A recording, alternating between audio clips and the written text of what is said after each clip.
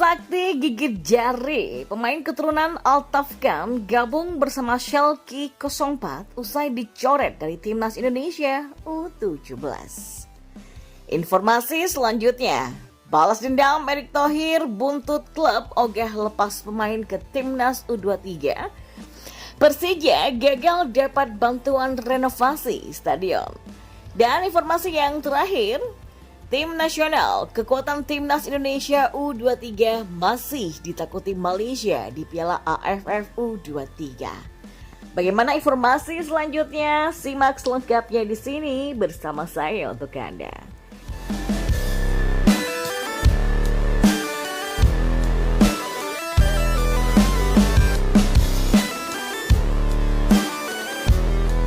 Di informasi yang pertama, pemain keturunan Indonesia Altafkan bergabung ke klub raksasa Jerman Schalke 04 usai dicoret dari Timnas Indonesia U17. Apakah membuat Bima Sakti gigit jari?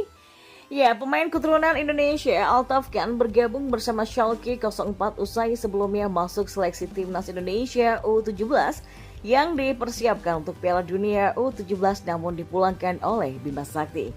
Pemain keturunan Indonesia Altafkan yang dipulangkan oleh Bima Sakti dari Timnas Indonesia U17 kini sudah resmi bergabung ke Schalke 04. Informasi tersebut dibagikan oleh Instagram IDN Award. Usai dipulangkan dari Seleknas Timnas Indonesia U17 kemarin, pemain muda berpaspor Indonesia Altaf Fawazkan resmi bergabung ke tim Schalke 04 U18. Kata akun IDN_Award dikutip dari Instagram. Akun tersebut menambahkan bahwa alasan Altafkan bergabung ke tim Schalke 04 U18 karena penampilannya yang impresif di Barca Academy USA. Berkat penampilan yang impresif di Barca Academy USA, ternyata Altafkan juga merupakan salah satu pemain yang menonjol di kompetisi USA kelompok umur 2007-2008. Dengan bergabungnya Altafkan ke tim Schalke 04 U18, akankah membuat Bima Sakti berubah pikiran dan memanggilnya kembali ke Timnas Indonesia U17? Ya, menarik untuk dinantikan. Dan di informasi selanjutnya, buntut sejumlah klub seperti Persija dan PSM Makassar ogah melepas pemainnya ke Timnas Indonesia U23 memantik kekesalan Ketua Umum PSSI Erick Thohir. Ia pun menyatakan berpikir ulang untuk membantu Persija dan PSM agar bisa mengelola stadion secara mandiri.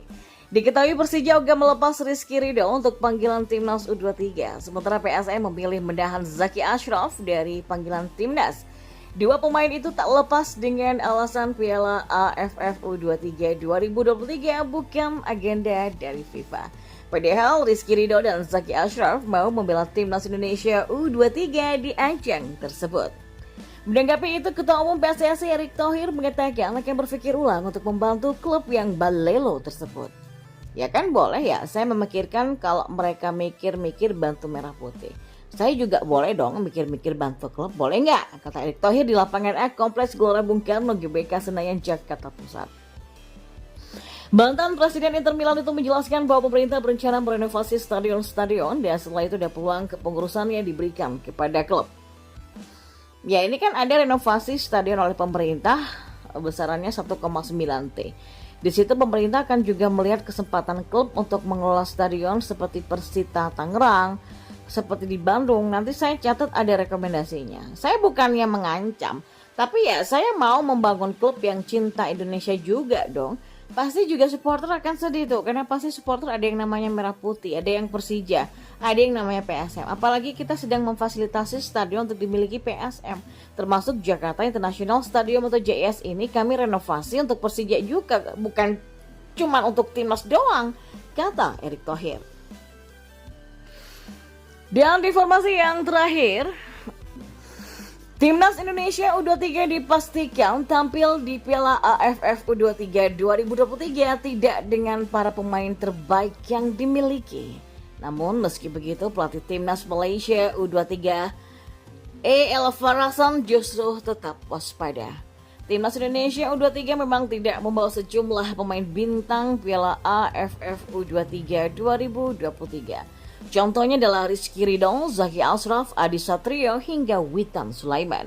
Keputusan itu diambil karena BRI Liga 1 2023-2024 tetap bergulir saat Piala AFF U23 2023 digelar.